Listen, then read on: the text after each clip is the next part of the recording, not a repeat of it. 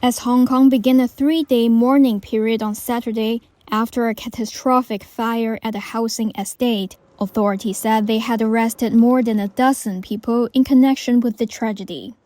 The blaze, which tore through 7 high-rise blocks of the Wangfu Court complex on Wednesday, was the city's deadliest in nearly 80 years. We expected that when Police warned the death toll of more than 120 was likely to rise, with 150 people still missing as of Saturday. An officer told reporters no bodies were found after 2 of the towers were searched, though several pets were rescued. The arrests came as authorities investigated possible corruption and the use of unsafe materials during the renovations at the complex. Reports have also emerged that Wangfu Court residents had repeatedly raised safety concerns over the works. More than a year ago, some had voiced worries about fire hazards, including the potential flammability of the protective mesh around the buildings, the city's Labor Department told Reuters.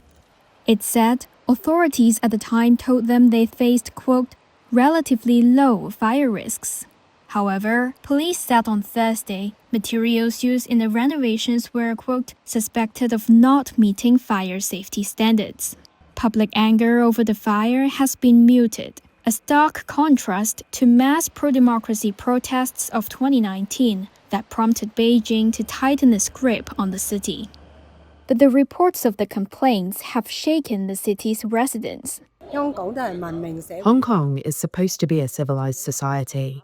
How come there's nobody checking around or inspecting things? Only after so many people have died and buildings have collapsed does the government finally speak up. Even the fire alarm didn't go off. Isn't that tragic? And also, we just like to hope there will be a thorough investigation and inquiry to make sure tragic of this scale that has caused a lot of lives will be avoided and prevented in the future. Some frustrated volunteers handed out flyers near the estate, demanding government accountability. They also called for an independent probe into possible corruption, proper resettlement for residents, and a review of construction oversight.